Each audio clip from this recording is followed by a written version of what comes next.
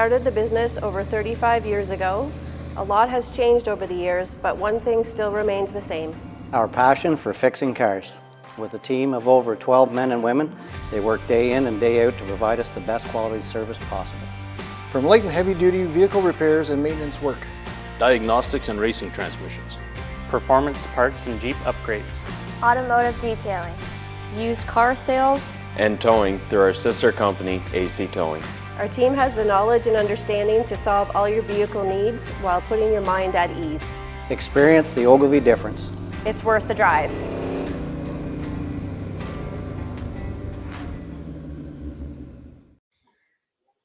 Hello and welcome back to the Bracket Life broadcast, Canada's drag racing show. It's on the t-shirt.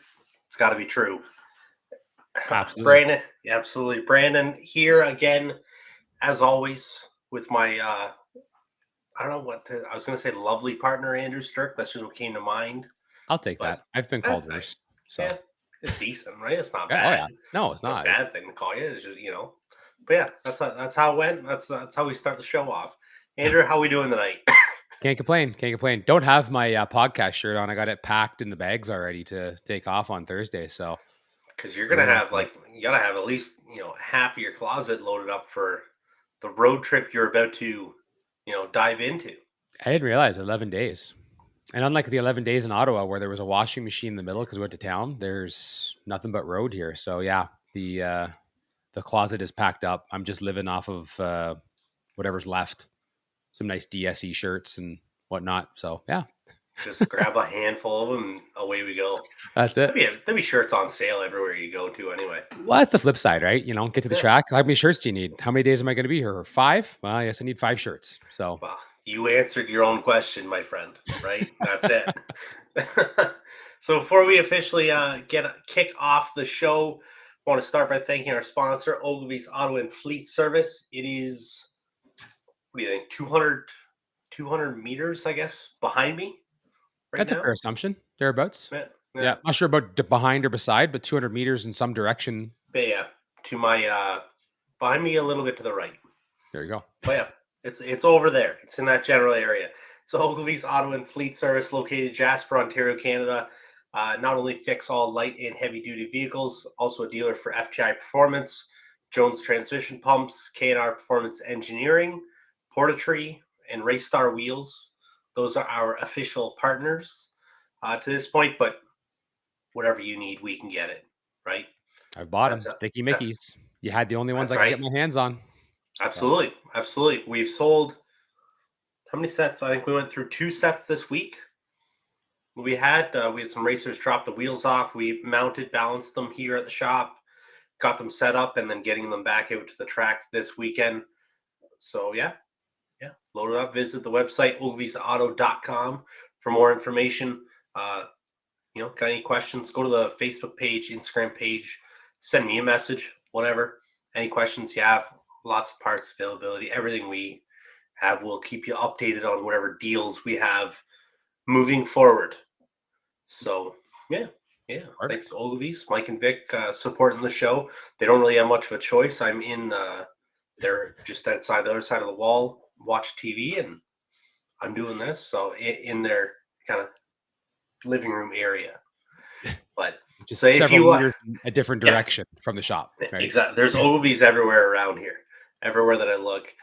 So if you are tuning in live, be sure to comment. Let us know where you're tuning in from. I didn't need to change my screen over to chat so I can find everybody there. There we go. Yeah. So let us know where you're tuning in from. Let us know you are watching. If you're watching the show on YouTube, hit that subscribe button. It really helps us when you do. Even if you're not watching on YouTube, just go over there, create an account, and subscribe. Right? Yeah. Just because it benefits the countdown, or not the countdown. It benefits the Bracket Life broadcast. But we're going to get into the Canadian countdown. We are. Another lengthy one. Back to that meaty part of the season, right? There's a lot of stuff happening every 2 weeks. It's quite the list, right? So it is. We'll dive in first. A couple of Canadians, 3 Canadians here taking wins in the U.S. This, I guess, in the last 2 weeks. First, Cody Newman takes down the Friday 2K at Northern Michigan Dragway. Good for Cody from Northern Ontario area. Always came to a lot of the money tour stuff, Yep. and learned from that. Got interested in racing from that. Had a lot of help from those racers, and finally is getting it together for himself and collecting some Making big some checks down competitive there. runs. So I think he was at the 50 grander a couple weeks back, I think, yep, as well for yep. the Mid Michigan. So Yeah, because those Northern Ontario guys, right? Michigan is a much closer drive to anywhere realistically in Ontario, so yep. or Quebec. So, good for him going there and doing that. I just found out Mark Prue took the win in Super Street at the Lucas Oil Drag Race Series at New England Dragway last weekend. Good for him. Mark been doing the NHRA stuff for a long time. Great racer. So has a lot of experience. Good to see him tearing it down. Yep. And Andrew, your girl, Josie Brooks. Yep. She's picking up more wins and runner-ups there in the Man Cup. So the bike series out of the U.S., Carolina Dragway. Josie's got 2 bikes she's campaigning, one in Top Gas, one in Pro ET. She picks up a win in Top Gas and a runner-up in Pro ET. I feel like in a different event, it was the other way around where she's picking up a runner-up in one and winning the other. But I'm pretty sure that's 3 events this year where she's taking a bike to a final round, at least for the runner-up, if not the win. So she's doing great on that. And I didn't realize, I didn't add this, but just this past weekend, NMCA Norwalk, Smokey's Garage, Scotty Wildgust and the Smokey's Garage team, I believe got runner up in Outlaw Pro Mod. I'm not sure what NMCA calls their Pro Mod class, but they picked up final round appearance there. So good to see them righting the ship. They've had a tough go. They've put some performance on the board, and then they've had some tough events. So I think they're finally starting to see some real good passes run after run, and results are starting to show from it. So it's 4 actually people there in the U.S. putting up some results. So thank God my memory worked there just as I was like live. This isn't one of those end of the show updates. Yeah. Spin around now. Exactly. From there, we'll kick off to the 660 Sportsman Nationals, where I spent, it was a week. I was there for like 4 days, I think. 5 days. I can't remember when I left to get there, but it was a great event. We had, I think we had a little bit of weather on one of the days there. Otherwise, everything went pretty smooth with it. So Thursday warm-up race, no box, Joe Chicalo from Michigan come over. Joe's had quite the run the last 2 years at this race. Him and I battled it out the year before, meeting up multiple times. Joe took the win over Jason Boyd. Juniors, Austin Vermeulen over PJ Marsden. PJ, I believe he's from Buffalo. That was one of the I think so. Junior kids that came actually out to Luskville as well, back for the Bonanza. PJ putting on a great weekend, but Austin with the win. Box, I've slipped on. Let's throw that one to the end of the show. Someone will tell us the box winner from the Thursday, or did they split and quit? I think they did. They split and quit. That's what happened. That was the weather day on Thursday. Yes. So I can't remember how far they got to. I think they got down to 6, I feel like, because I think no box was 1 round ahead. Friday, box 2K warm-up. Jamie Champ over Dylan Hashey. No box 2K warm-up. Tom Artakis Jr., World Super Pro Challenge winner from 2022, beat me over the head in the final round. I shouldn't say it like that. We were both 19 on the leave, and then I managed to get down there and was, I think, 13 thousandths behind him at the finish line. What do you do? What do you do? Yeah, it was a great race. Junior 1K warm-up, Connor Riddler over Brandon Firstel. This won't be the last time we hear the Firstel name. Box 32 car 10K. There we go. Big Check Bob Jennings, new nickname for Bob due to the fact that he apparently put a big check on the line. Bob's going to go to the finals over Dominic Cincerelli. Good contingent from Quebec showed up, and they certainly did a great job, as you will see later on. Again, no foreshadowing there. No box 32 car 5K, Tim Blyde over Tom Artakis Jr. Again, Tom will be a common theme through this. He went a lot of rounds off the bottom at the event. He's heading to the Spring Fling 48 or Summer Fling 48 in a couple weeks. Their junior dragster 32 car 5K, Zoe Geld over Owen Buchner. Saturday, box 7,500 main event, Dominic Cincerelli over Will Steckley. No box 2,500, Joe Chicalo over Jay Talbot. Jay carried a couple entries deep, I think, in that event, but over the multiple days, him and his son, they were carrying entries left, right, and center. Had a great weekend. Juniors, Jacob Firstel taking the win over Alexis Graspy. The box, no box combo, which was a 2,500. I'll throw my name in here. I carried 2 entries deep. I got down to the no box final and carried the door car drag or the vet down to 7. But Dan Lanktot or Fred Ange, I'm not sure. I think it was Fred, but the check said Dan Lanktot. So did the tech card. Yeah. Picking up the W over Joe Moreau. Funny story on that one. Jake Hodge was at the event wheeling the Nova. There was some conversation over the car maybe not being as good as it should. Fred demonstrated that it wasn't the car, apparently. Lanktot. I know I'm mispronouncing that. I apologize. Lankto. Yes, there Okay, you there go. we go. My apologies. My English is overpowering any of my French abilities. So Fred with the pickup with the win on that one. And then Junior Dragster, 1K Gambler, Brandon Firstel over Madison DeJong. Great to see Madison going rounds. They don't get out a lot, but Firstel's with another win. Sunday, Fred Ange took the car off to the 2,500 and just went on a mission. Ended up running himself in the final. The semifinal was Fred versus Trevor Deeks. Fred with the win, and then the bye on the other side. So running himself in the final. Unbelievable show, going in circles with that car. So just an unbelievable weekend. Congrats to Trevor. He carried a couple entries deep as well. But just what an amazing Saturday night and Sunday for the Angers. No box 25, Brad Gibbs over Tom Artakis Jr. Great final round there too. Junior Dragster, Brandon Firstel. So this is the second time with his second win over Zoe Geld. I think that was the 3rd trip to the final rounds for the Firstels, or 4th. They had multiple big checks. It was a great picture there for them. Nevia Gomes over Levi Dill in the Junior Consi final for Sunday. Overall, great event. We had a lot of fun. Racing went as smooth as you could get it. Adding in the doubles the way they ran it worked out well. Kudos to Drew and Vicky. It was a lot of fun. The weather that we did had was very limited, and the rest of it was fantastic. 20-mile-an-hour winds was a bit interesting for the first day and a half, but that's Grand Bend, right? So I did get pictures from the pits on Friday. It looked cold, wet, and miserable. There was some rain. I'll be honest with you. Like that Thursday night to Friday, I've never seen such flooded areas. And kudos to a lot of racers who came up with a lot of smart ways to work around the water. Great job on the track. The track the track crew on Friday did a great job making like a really wet and cold facility work fantastic. So there was many upgrades to lakefront properties come Thursday night. Yeah. Emily Raimondo is not wrong on that one. Not all of them, wanted. So from there, let's kick it west. I think you've got Western Canadian Summer Classic information from Medicine Hat.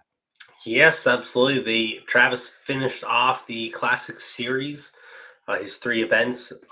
Back to the original one, right? This is the Western Canadian Summer Classic was the first Classics race there was. It wasn't held in Medicine Hat, so always a special one when they roll back there. This weekend, the 3 Classics races have created some awesome stories to this point. This one, obviously, we're going to talk about here. Great ones. I love it. Love hearing about it, and like just weekends that are unreal for some folks. Yep. Friday 5K main event winner Brittany Taylor takes it down. So as we've spoke about before, the Classics deal, they now have a second chance race you dive into. I want to say it's $150 now. Enter back in, and then it pays out a certain portion of whatever brings it in. So Brittany Taylor wins the 5K main event. Brett Taylor loses early, her husband, rolls through, wins the second chance race. So Brittany and Brett get to share the winner's circle picture there. American couple, took it down. First time in the Classics history, we had a husband and wife take wins throughout the weekend, let alone the same day. Yep. Brittany carried 2 entries deeper than anyone else. than anyone ever has at the Classics, where she raced herself in the semifinals. And Brett took out Braden Ochtois in the final to park that across there. That will not be the last time we hear about Braden throughout the rest of this. But 5K warm-up, 5K warm-up race. Brittany over Lorenz Schwartz. That's who was in the final there. Last man standing, Tyler Zeller was the last no-box racer other than Lorenz there. Lorenz always dominant at these events. Does very well. This one got rain not on the Thursday-Friday deal like you were speaking about. They got rain on Sunday. So they were expecting it for Sunday. So instead of waiting for it and then, making a choice later on, they just decided they'd merge everything. Saturday, they mixed the 210s. So it was 120K race. Event winner, Brett Taylor, takes that down over Jerry Brown. So Brett's second winner's circle of the weekend. Last standing no box, Monty Beagle. Not a very big shock there. Not really. Second chance race, Eric Golden. 39 entries in that second chance race. Paid almost $5,000 to win. Yeah, that's pretty sweet, isn't it? So the main event pays $20K to win. Yep. The last chance race or second chance race, almost $5,000, $4,700. Yeah. There. There's a lot of tabs getting paid on that win, right? So absolutely, lots of opportunities to cover it. So absolutely, 16-car no box shootout. Mark Fall takes the win. 32-car box shootouts. Tanner Gates takes that down. There's a cool video actually sent from the live stream here. Travis sent me to update it. Tanner halfway through, I believe it was the shootout race. Runs into Jason Pad. Jason driving his truck, about 602. I think Danner mid 480s, 470s dragster. Does the burnout, rolls back through the beams, checks the dial-ins on the boards, realize there's 602 in both lanes. Waves the starter over, says, well, that's not my dial. My dial is whatever is in the dragster. Rolled through the water, put the dial-ins in backwards. So had Jason Pad's 602 put in as his dial, so that's what's on the board. Boys go out. Like that's what you cross the line with, right? You committed to that. You have to check, make sure you check that out. So then that, to everybody paying attention, right? Like you're dialed 602 here in your truck that's going to run 602, right? This dragster that goes 480s, he just dialed 602 beside you, right? This is an easy round win. Right? Apparently not against Tanner Gates. Tanner, brushed it off, stays focused, leaves the line. I'm not sure he got 60 feet and he was off. And he Alabama just throttle stop. Yeah. And he just drives down beside Jason the whole way and ends up taking, I want to say he took 15 and 19 stripe. Yeah. To take the win, right? Over that. So ridiculous round. Right. Great for him. Great composure to stay focused and, reclaim that round that was pretty much lost. Yep. You know what I'm saying? And that's, that was a wild round. I felt that needed to be shared on here. It wasn't the greatest explanation of it, but congrats to them. Congrats to all the winners. The FTI bonus award, Brittany Taylor for staging the most competition rounds, excluding shootouts and buybacks. Brittany was tearing it up. Exceptional Collective Performance Award, the custom painted helmet, the MVP of the weekend. Giving away every Classics event. Brett and Brittany Taylor split that one, as they should. That's a husband and wife couple that just dominated an entire weekend, and I'd love to see it. Absolutely. I am very excited for the weekend that comes for me and my wife. This is true. It'll happen one day here. Absolutely. And neat to see the American racers coming up to this. I think that's a common theme we're starting to see more of when we look at some of these events is, that we're seeing a lot more American influence coming into the Canadian events, right? And great to see out west. And there's a lot of traveling needed out west to see that, right? Because they're not as close to the borders, but that's really cool. Absolutely. We got a comment, quick one, Mark Bedard. Our second chance race is coming back east. Mark, that is a conversation for a later episode because I don't think we got the time for it tonight, but I sure hope so. Absolutely. We'll roll over to Luskville. The Honeywell Works Napa weekend there. Last weekend, 2 weeks ago now. Yeah, last weekend. Wait a minute. Two. 2 weeks. Sorry. Yeah. It's only Tuesday. Yeah. Oh, it's my bad. Saturday, Francois Roberge over Stephen Clermont. Semi-pro Stephen Valentine over Christian Giroux. Nostalgia Marco over Bruce Evans. Juniors was Julian Malcolm. A lot of, I don't know, just usual racers in there, right? Stephen Valentine, Julian Malcolm have been tearing it up all year. Francois Roberge, great to see him get back up into the winner's circle. This does spark something else later on in the show that we'll talk about. So great for those racers on Saturday.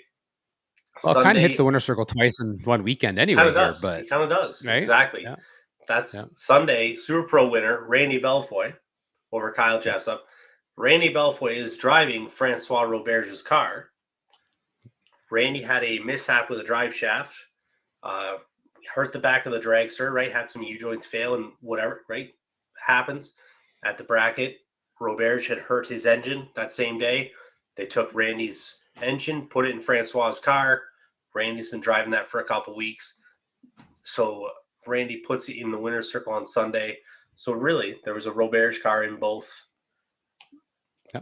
In both finals. Yeah. The Roberge courtesy car, as they are calling it. Semi-pro Larry Lepin takes it down. Nostalgia Bruce Evans, so a win and a runner-up. Juniors Leah Monahan and the junior quick draw winner Katie Adams. We had that put in there. It's a great weekend. Absolutely. That was Wally weekend for those ones. Yep. Like they had to do a runoff on the Saturday. That's what that was. Francois Roberge, Stephen Valentine do a runoff there, actually with the different something to think about. The auto start in Super Pro is 2 or 3 seconds less than the auto start in Semi Pro. And then, when they had done the runoff, they were rolling in there, and Stephen Valentine taking his time in there, loses that 3 seconds, gets timed out. Francois Roberge takes that down. The king of the track deal, gets the Wally, everything like that. But great weekend for them. Great weekend there. I was disappointed I missed it, but that's life. That happens. There'll Yeah. be more of them to be made up later on, though. Absolutely. Always Absolutely. We'll jump back out west. I have some mission update up there. So Tyler Smith, we've talked about Tyler quite a bit through a lot of the podcasts. The junior street class is where he's been excelling in, but mind you, it's not been exclusive to that because he's had some good results. But picking up wins number 8 and 9 at some of the events out there. My understanding is they have a bounty program on him for the remaining events that is of fairly large portions, and maybe even if he wins it all, he might be getting his own bounty. So shout out to them. Ray Rusiani. So Ontario transplant. Some of our Ontario friends may remember Ray. He raced a lot of Grand Bend. Ray picked up and moved out west and brought the door car with him. I wasn't quite sure if he brought the race car, but managed to pick up a W in the door slammers class out west. So huge compliments for them. Great to see Ray still out there running hard and picking up W's. Tyler Smith and family say hi. Thanks for the mention. No problem. That's what we're here to do. We love bringing out the attention to big accomplishments, and look forward to seeing how he finishes the season off here. So we'll get into more of that as we get on. Saskatchewan International Raceway, August 19th, the 2023 Flamin' Sales Southwind Showdown Sportsman winners. Super Pro, and I listened to you say these names, and I didn't take them in. So where are we going to go here? Rick? I think it's Rick Degas. And then over Richard Skopik. Good call on Skopik. I like it. I like it. I'm going to go with that. Someone correct us if we're wrong. I know you will. Skopik, starting line advantage over Degas, but runs above the dial-in. Degas gets the win. 27 10,000s. That's a tight W right there. Pro Mike Kilbride Jr. over Braden Hero. Braden's been mentioned quite a bit in here. Great racer. Kilbride with the advantage on the line by 4 thou. Double breakout by 4 thou. Kilbride with the win. 68 cars. That's a sizable field. That is a stout pro field in Absolutely. Saskatchewan. I think Yeah, I anywhere, don't. like, Yeah, you know, anywhere for sure. But I'm in like Canada. in my mind because Yep. that's the one spot I think so far in Canada we haven't Yep. really been able to dive into yet and learn Absolutely. about. But I'm like 68 car pro field. Yeah. Like they got some action going on. We are Absolutely. not talking about Saskatchewan enough. No, and we'll try to get some more in here as we get Yeah, along, right? yeah, yeah. Because that is huge. Sportsman Chantel Hendry over Walter Fernetz. Yeah, I like it. Street Legal Evan Stephenson over Martin Fizel. Junior Street Maya. I want to go Jacques. I feel like that's the Yeah, just go with it. like the French side coming near. Marley Breeze runner up. Greenfield Greenfield, Rain. I'm shocked. Right? Like, holy man, those poor guys out there. It's been a terrible year for rain for all the Maritimes racers. So Absolutely. Greenfield rained out, postponed to October 13th to 15th. The fall bash for cash.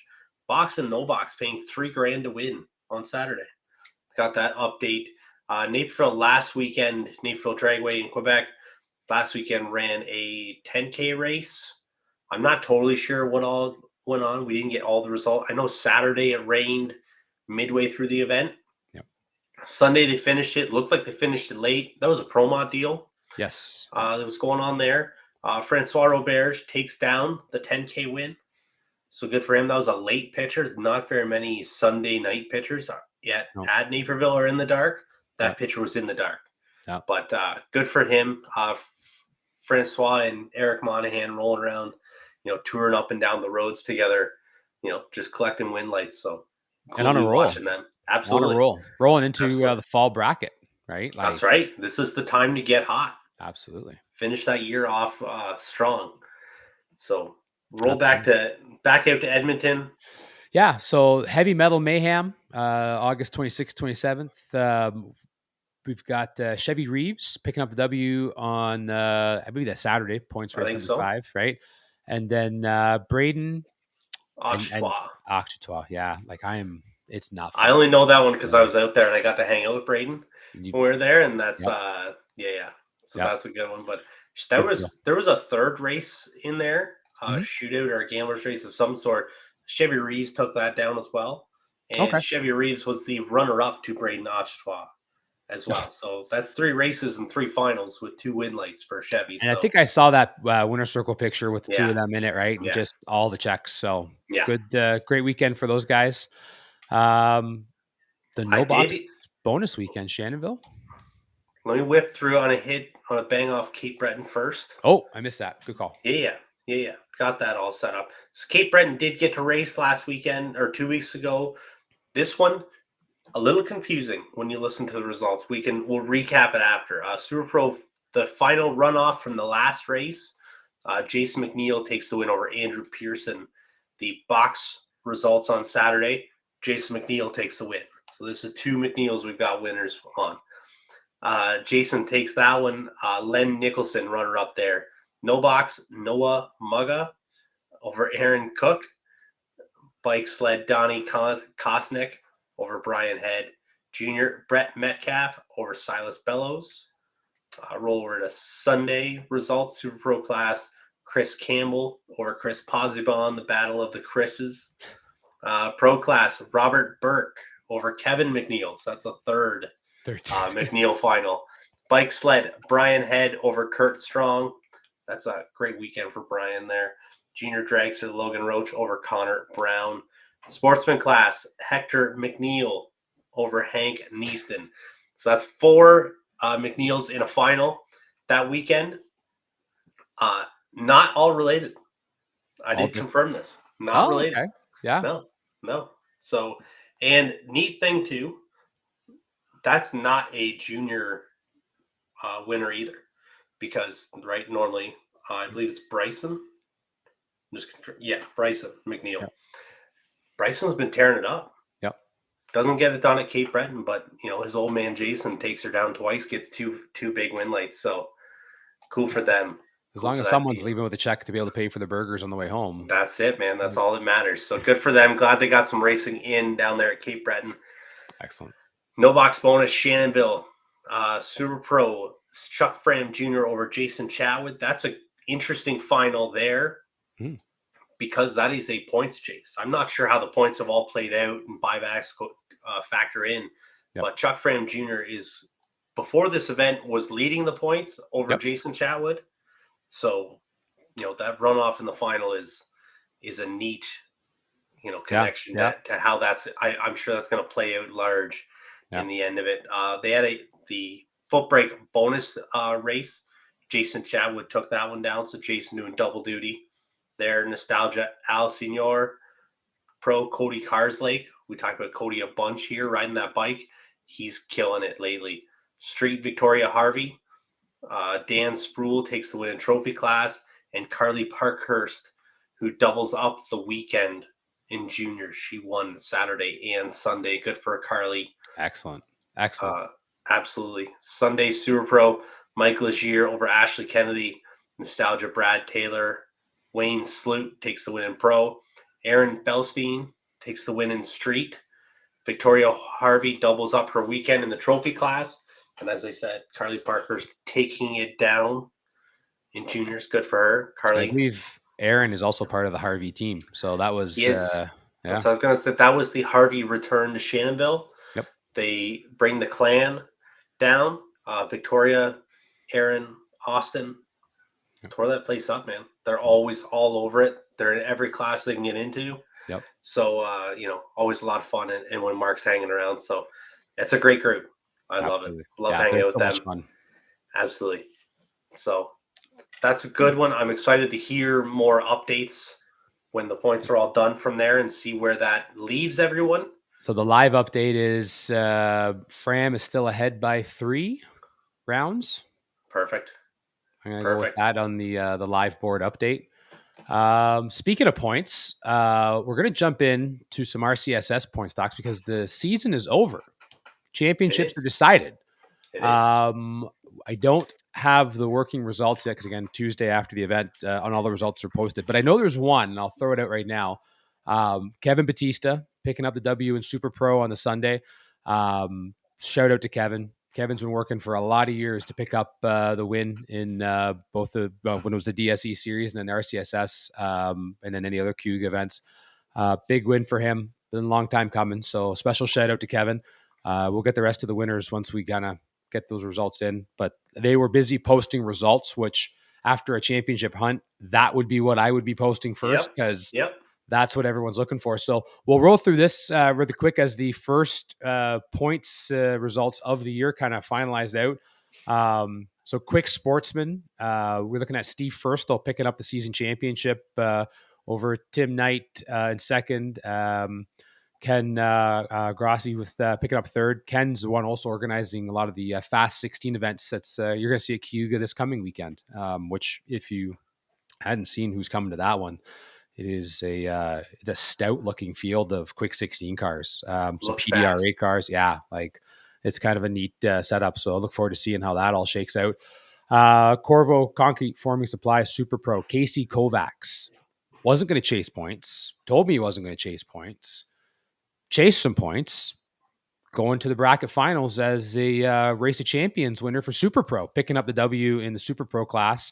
Wes Bemke finishing second.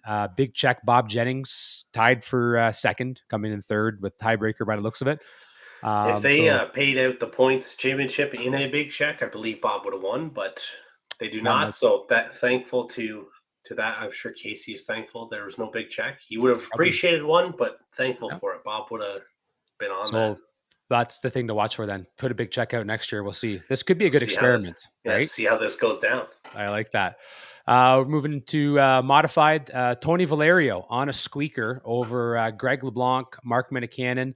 So it looks like Tony picks up the W, 1 round win. So this is final day heroics, picking up the W here. Having to get around Greg. So he picked up a couple round wins. Tony did on the final day to jump over Greg. Mark Minicanon picking up a couple wins on the final day, but bowing out in the same round as Tony to be 1 round behind Tony. Tight points race. That's awesome to see when you have points finishes like that, where there's less than, 2 rounds separating everyone. Bike and sled, I want to say not shocking, but Mike Konopacki, It's not shocking. right? Like legendary, bike racer. Darren Johnson gave him every bit of what he could to stay up there. It was just over 1 round was the difference going into the final day, and Mike Konopacki goes 1 round further than Darren on the final day. Another points championship that's super tight. Kyle Van Beek coming in third, a couple rounds behind. So another one of those final day jockeying for position. Congrats to Mike. Sam Snap and Cameron Snap, father and son, duking it out for the street championship. Sam coming up with the title. Again, 2 rounds. Now, Sam goes out in round 1 on the final day. Cameron picking up 1 round win is what I'm looking at from the points here. Assume I'm looking at the right points. I'm just realizing now I might be looking at the wrong ones. I'm hoping that's right. Yeah, you're close though. Like your results have sounded well. Well, if I'm wrong, then I'm just realizing here I might be looking at the wrong points titles. Half a second. Uno momento. I know KC won. I know Tony won. I know I'm not wrong there. I know Mike Konopacki won. Foot your break. Results are good here for me. Yeah. Okay. So I think I'm right here. Anyway, Sam Snap over Cameron by a round. That's what it worked out to be. So that's where I'm off by 1 there. So Sam's a street champion. Cameron coming in second. We've got foot break. Bill Thompson just continuing with a streak. I believe this is the 2nd championship in a row. I think Bill won last year, I want to say. But another great year for him with a win and a runner-up. Super tight in foot break as well. 1 round, the difference there. Dan Pepper, Darcy Macabre, even 4th place, Vinny Bombini's only a couple rounds behind. Tony Valerio in 5th is 6 rounds behind. So super tight racing in foot brake. Congrats to Bill on the big win. Picked up another Wally this year as well. So that's awesome to see. Junior dragster, Jack Snell picking up the win over Cole Ferry. Again, couple rounds difference coming down to the final day being the decision maker on it all. Jack and Cole on Saturday not going rounds. I think the rain out happened around round 2 or round 3 by the looks of it. But final day, Jack picking up a W. Emma Pignol picking up 3rd place. Jacob Firstel in 4th. Cammie Scott in 5th. So congrats. 5th and 6th with Kate Gindrich. Super tight, like qualifying points type difference. And Kate did everything she could going 5 rounds on Sunday to try to pick up that 5th place, but just short. And I think that covers the points. So congrats to all the champions. Absolutely. Congratulations. They still have, RCSS still does have one more event they're doing. That's their fun end of the year event. I believe that's a Halloween Halloween Beast theme. Yep. So that'd be fun for them. And then I know they save that for a rain date as well for the points series. But October 14th, 15th. I just pulled it up here now. Absolutely. So bracket finals is at St. Thomas this year. So September 30th, October 1st. So Ontario bracket finals. Yeah, a couple more events left in this part of the world. But RCSS on the 14th, 15th ends off their final part of their season. Absolutely. So good for those winners. Talking about points, we'll jump into now we are, we're 40 minutes in and we're getting through the countdown part. This is how much racing we're doing in Canada right now in August. So absolutely. It's cool. It's fun. I love talking about it. We're still missing events. We're missing winners. I'm sure we are, but it's fun to stay up on. But talking about points, talking about things like that, approaching the final turn of the season, final stretch of the season. For those of you that are still in championships, right? They're winding down. Andrew, yourself in one here with the Bracket Super Tour. Yep. With 2 more events to go. So, 2 more weekends, 4 more events. 4 more points for that. So let's dive into that, that feel or that conversation of how to be successful down the stretch in a points chase. So it's an interesting one. It's funny this time of year, I get into a lot of conversations with folks, different racers that we're at the track and talk about points. And I've been lucky that, over the years, I've won 7 points titles, right? At various tracks and various classes and a couple grand championships. So, and every one of them has a different feel. one of the common points is like, well, what do you do when you're down to that, you're in the fourth corner, right? Like you're down to the final weekend, and how do you approach the racing? And it's so tough because every person being different, right? Like Yeah. how you go after it. I mean, how I points chase tends to be a little bit different than sometimes just how I regular, race, because just how I take my results, right? A third round loss or a fourth round loss in a race where you're just looking to win is a hard thing to kind of cope with when you're looking at, like, I just wanted the W today or go late rounds. But in a points day, like 4 clean rounds without buybacks, if there's, points or no points on that, like that's a good points day. Right. And so you got to find the silver linings. And I mean, one of the things I try to tell people is like, don't change what you're doing. If you are running for a championship, if you're, coming off the corner, or you're second or you're third, like you're in the hunt, you are there for a reason. And there's absolutely nothing you should do different going into that final weekend if that's working, because that's how you tend to derail yourself. Right. And I think that gets missed because you think you've got to do something spectacular. It's like going into the, third period of a game, if you're down a goal or up a goal, or final quarter of, down in a field goal, like short, right? Like not big. And sometimes you don't need to, you just need to continue doing what you're doing. Right. If you're further out and you're in one of those Bob Glidden type scenarios, world championship where you got to qualify number 1, win the race, and reset the world record to do it. Okay. That's a different approach, right? Because you need moons to align now. But if you're in the hunt, you need to keep rolling with what you're doing. And like that maybe sounds like common sense, but I think it's easily forgotten about when you get to those mornings, when they're calling round 1, however they call up round 1, right? Whether you know the matchups, you don't know the matchups, you're looking at, should I go for the matchup early, try to catch a racer? I mean, not every port has a random draw. You can.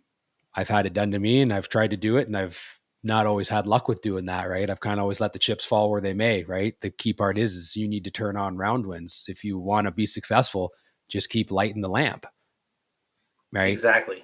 And it is that simple. It's when you're doing it, when you're in the heat of it, it really doesn't, I guess, sometimes gets overstated or overlooked, I guess. Overlook's a better word. Let's go with that one. How much of just your basic principles of racing and your discipline is going to play a factor in how you do finish out, especially in, like, I love the end of the point series, right? If you're in the chase for it, when you have it in September, October, because I love that feel, like that cool race morning. Like it's just a different energy to it. And it really does feel electric. And maybe it's not to everybody, because not everybody does it matter to, right? Does the points chase matter to? Because guys that are in 15th or 20th or 50th or whatever it is, right? That's not going to impact their day. They still want to win the race and win the day themselves, but that's not going to impact their overall points championship feel. So you can't, not everybody can relate to it. And not everybody is racing with the same pressure that you are racing with. When you roll in on Saturday or Sunday, say it's your final weekend and you're looking to have a big day, you're stressing yourself out, you're wound up, I got to change this, I got to dial tighter, I got to be tighter on the tree, I got to do whatever. Buddy beside you is just doing the same thing he's done all year. He's just out there to make a good lap. He's not worried about 3 rounds later or where you can end up on the ladder or what your opponent's doing in front or behind you. Right. So don't make yourself an easier beat by doing that. That's really a key for it. Staying focused on the task at hand, and then because winning the day solves your other problems. Right. Solves your points championship issues or stresses. You know what I'm saying? If you don't have control, like there's a lot of things we don't have control over. That's the one thing in bracket racing in general is there's no offensive side to our sport. You are in defense mode, even when you're trying to be in offense mode. You don't have control over your opponents in the majority of the type of programs we run. You don't have control over where they land, who they run, how they run, and all these things. So the things you have control over are how you are going to operate, how you're going to approach that. As much as I've won 7 championships, I've finished second, fourth times as well. Like, there are opposite sides to the coin. And a couple of those I was leading going into those weekends. Right. And you don't have control necessarily. The person beside you could put up a 9-pack. You laid down you're 15 total, happy that you laid down 15 total and you're going home and you've lost a championship because of that. But if you put yourself in a position to make it more stressful and harder, you're just setting yourself up to be in a worse position. And what often doesn't get talked about, I think, in some of these things too, is where's your head at if you're out of it, right? I've been in championship runs where like you don't have a shot, like maybe you're sitting outside of 10th or outside of the top 10 or outside the top 5 or whatever maybe you had as a goal somewhere in this, right? Motivation. I mean, it can be a little demoralizing when you're looking at that going, well, now what?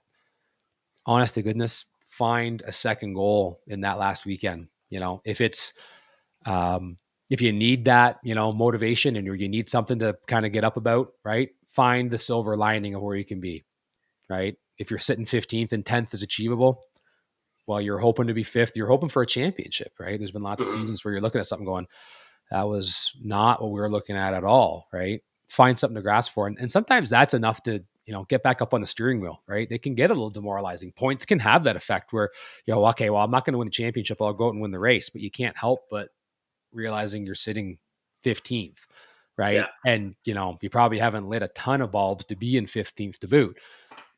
Find a goal, find a reason to get back up on the wheel a little bit. And sometimes you can turn yourself around pretty fast. I've had a few seasons where the end of the year was more successful, almost wish the year had started over because you found a silver lining to go after, a new goal, a new objective. And all of a sudden, you know what? You're kind of deadly again. Like you're back on it. You found an edge.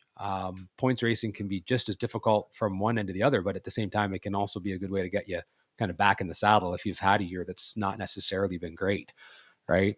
Find new objectives. They don't need to always be fixed on a board and not moving. Yeah, absolutely. You can move that because if you start out with your goal that, you just want to be whatever, you're just going to go have fun. We talked about Casey Kovacs, right? You're not going to really worry about the points. You go race, do your thing. All of a sudden, midway through the season, holy, we're in this. We have a chance now. Like, it can change in a good way. First, I don't want to say the other way is a bad way, but that's like it can always be flexible. Yep. There's always going to be things that change in your situation to impact whatever your final goal is. Yeah. Right. And how achievable that is. Because if it's not achievable, then you need to adjust to something that is within reach. Yeah. And whatever that is, right? And just do your best to hit the goal. Winning every day or winning any day is still a great day. Yeah. It doesn't matter if you're dead last in the points or you're first. Yep. If you win this race, this event, or this next round, right? That's always a great step in the right direction. So keep that mindset with it. Andrew, for yourself, when you roll out on a points day, are you counting this? Are you not counting it? What are your thoughts on keeping track of the points throughout the weekend? I think that's changed over the years. On your own. Yeah. Like over the years. So when I was lucky in that I had quite a bit of success, I want to say relatively early when chasing points. And I've had 2 different versions of this. Like I remember my first championship, I think I knew what had happened in every round, like what was going on in every round. I was counting everything, every scenario, what I'd have to do if this happened, that happened. And I learned later on that I changed my objective on that. I need to know kind of where I need to be, but the reality is I need to go turn win lights on. I mean, I'd be sick in the pits listening to win lights, knowing that I still needed to turn on win lights at the end of the line, right? Because I'm at the back of the pack or whatever. And then you're sitting in line listening to, okay, that's second place with a W. That's third place with a W. That's first place with a W. Or that's fourth place with a W. And like everyone around you is turning on win lights and you're moving up slowly. And it just seemed to be more mounting, right? And the reality was there's no difference between what just took place 15 minutes ago when I was at the tail end of the line and round 1 hadn't started or round 2 hadn't started. And now the guy or the girl beside me who I'm about to race, I still have to put on a win light there. Whatever I do, it doesn't matter what the next 4 cars ahead of me did that are in points. And as I learned that and realized that, the undue stress later on, it just became just focus on that round win. When you get back to the pits and you can, dissect what has taken place, like everyone ahead of you is lost and you have the round win on the board, I think you can take that info and use it however you need to. Right. But, oftentimes I didn't really want to know. In fact, went the opposite direction in not wanting to know. It had no effect on what was going down the track. I would often listen to rounds, just to know if it was breakout rounds, trend rounds, right? Back to dialing to know, like, is everyone dialing this round or is everyone nailing this round, right? And would often try not to listen to that even because I just didn't want to know what was going on. I needed to focus on turning on this win light right now. And I think that was one of the things that changed over the years because I think I gave myself ulcers when I was in my mid-20s for no other reason than just worrying about stuff that had no control over. And I think that's the biggest takeaway is just you don't have control over that, right? So don't let it be part of what you're worried about, right? If you turn on 6 win lights today out of all 6 that could be available, you've done everything you could. That's right. That's right. I've spoke about it before about a mentality throughout the race day. It's obviously changed now going forward. Now we have bracket life. Everybody else we have there's a lot happening in my pit area compared to what it was when I had, was winning championships more frequently. But Candy Crush was a big savior to that, right? At that point in time, right? I get back, you make my hits. I was double entered, still am every weekend. Roll back, do all my stuff, make sure the cars are ready. And I'd be in there just hammering out Candy Crush levels like you wouldn't believe, it was pretty impressive for a little bit. I thought it was impressive, but that's what, and I just went away from what else was going on. Yep. And then at the end of the day, that's what happened. Or as a certain round comes in the day, yep. You know what's going on, right? Yep. You get down to whatever 16 or less cars, 8 cars. Yep. You look like if you're still in, yep. right? You look around and see who's still, on the ladder, or who's in the lanes with you. You have a good idea of what has went down throughout the day, yeah, and where the points are going to lay. But opposite to that, if you don't have a great day, yep. right, you can still pay attention a little bit to that. But the being too worked up about it, I guess, it's not going to make any difference. Yeah, in your day, you just do what you can do. If it works, then it works. If not, and this is easier said than done, right? To just get over it and not worry about those things, because that is not really usually how I handle it, right? Because you're worked up because you work so hard for this goal and to accomplish this every weekend and to have a culmination of it at the end of the year with the points. Yeah. So you work so hard all year for it, and then when it doesn't work out, well, now I guess we just restart it, so that kind of feel to it. But, a strong showing is a strong showing. Yep. And that gets recognized everywhere. And that's a starting point, or like a stepping stone for it. Yep. Right. Yep. Of where you start, and you just do your best to get to that mountaintop. Yep. Yeah. Yeah. Cause I think it's one of the downsides to points racing. And the reason I got away from it for a while that I found it can suck you in too much. And you, like, at the end of the year, I want to say suck some fun out of it. Cause if we're going to be honest about it, I really enjoyed chasing titles, and, I'm back quasi, and I'm with 4 races left. I don't want to say I'm in a hunt, but I'm close enough that I'm kind of excited again. It's bringing back some feels from the mid-teens championship runs. But like, you can go into a weekend more stressed out and with a lot less fun than what it was when you weren't chasing points, or at the start of the year when everything was so fresh, right? Didn't matter because one good weekend and you're back in the hunt. And to that I say, like that's why I got away from it for a little bit, because I wasn't having fun in late August and September. I was starting to really be like, okay, I don't really want to go here, or I want to go do this, or just there's a 4-way race for whatever it is, and you're thinking about it Monday, You're thinking about it Tuesday and Wednesday and Thursday, and then you're on the way to the track, and Yeah. like you felt like you've been racing all week, and not in a fun way, but in like a worn out. That time you hit Saturday morning round one, like it's been wearing on you for 5 days. And I mean, it depends on how you all wear that, right? Like everyone will be different. It was just how I wore that type of scenario, but it's like I need to get away from this for a while. And so this is a little bit refreshing. And to be quite frank, like to be 4 rounds out of the lead in the Super Tour was kind of neat and different again. But like I think that's one of the downsides that doesn't get talked about, and sometimes is a little bit taboo, was like this isn't fun, right? So how do you know don't want to talk about that because no one wants to put a negative connotation on it, right? But at the same time, if you realize that, take a step back, right? Absolutely. Like going to that final weekend knowing like, what do you want to do? What haven't you done this year? I haven't put a win on the board. There you go. Let's not worry about where the points are. Just throw it out the window, right? Let's go put a W on the board. And that sometimes can be that refreshing change where all of a sudden now you're excited for Saturday morning, right? Versus this huge cloud. Yeah. Blaze Vermeulen with a comment on here, and I'll point this out because I know this has been an ongoing conversation we've had. It's a tough point, but points races aren't worth the money. It's more for the hobby racer. I want to say yes and no. I agree. I get the point. And maybe it's a little bit more of a tangent on the kind of like the how to deal with the points racing.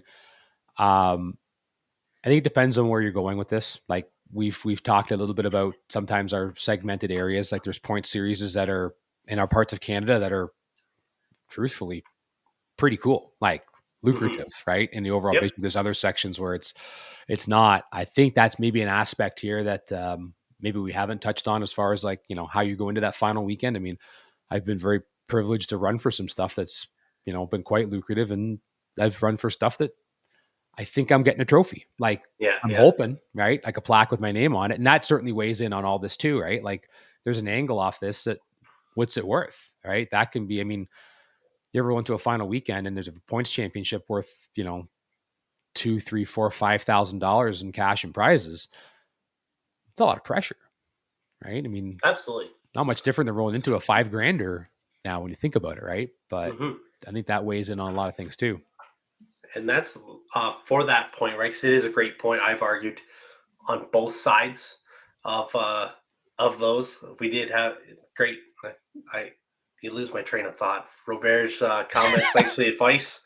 I'm gonna go hangover like I go hungover like I used to. Stay the same and have fun. That's the spirit. So on Blaze's comment for myself, because I've argued on both sides of that coin. For if it's not worth it, it's not worth the time, the money, whatever, to focus on your points, right? You say that until you're kind of in a points chase, right? Because you can make that up, and this isn't a shot at anybody, Absol in particular, but always growing up, or in the last few years when I would do it, right? People make that argument just because you're not going to win it. You know what I'm saying? Like that's kind of what I've thought to myself in my own head, or that's kind of how I thought when I was saying those things. That's not worth doing it. You just say that because you're, then it's an out when you don't win or when you don't do very well. Because I've been there, but then a lot of times if it's not for the money, for it, right? Like when I won the Shannon Points Championship, that didn't really pay for my year. You know what I'm saying? Yeah. But that's not why it mattered to me. That had so much more impact and meaning to myself to win that and have that trophy, and then, as Terry Miron pointed out, right, $4,000 to win the Bracket Super Tour in 2021. I won before that. Yeah. I got $3,000 or $3,500 for that. And then like Show Me the Money tour with that deal, right. Paid very well and whatnot. So it really does depend on the series that you're going to. The points chase you are currently in the Super Tour deal, right? That's $3,000 to win on the dragster side in the Super Pro, $3,000 to win on the door car side. Yeah, I think it's 500 bonus for the overall, so it's 3,500 as the overall. 3,500. Right? So like I mean, the reality is we're going to go race for 7,500 Friday, $5,000 Saturday, $5,000 Sunday. So when you look at the total, it's one thing. But I mean, the prestige factor, I think, like that's that X factor, right? Now, mind you, if a track's not or a series isn't, I don't think you need to pay. You know, I know I'm kind of going sideways here on the discussion a little bit, but like you don't need to pay $10,000 to make it win and make it prestigious. You can have stuff that, you know, isn't the biggest paying thing, but if you make it a big deal and you and as a series or promotion, you spell it out and you treat it like a big deal, I think the money factor can be sidelined a little bit, right? But I mean, let's say I've raced for big money or not for big money, raced for a little bit of money, but the prestige factor of winning that title, to know that my name is on that wall, that was been the motivating factor to it. But it's tough. I mean, you want to make it worthwhile, right? If you're running the points, you don't want to do it all for naught. That's sometimes the most, you know, disappointing part. Sometimes where you bare your soul, you race as hard as you can, and there's not much there. But for sure. No, but that, you know, that may be a side discussion. I know we've touched on that before in other podcasts we've talked about where it pays out, but you know, it's still something to, you know, yeah. I think that every point series does have a place that is run and does have racers that will show up. Blaze is definitely right in that regard for the hobby racer, right? If a hobby point series is around, that is what it's for, right? That is for those guys to have, or those racers to have a championship to race for. And then, you know, other series obviously bring different things to the table, different levels of competition, different levels of a buy-in, right? That has a huge factor in it as well. But lots of great stuff, great discussion.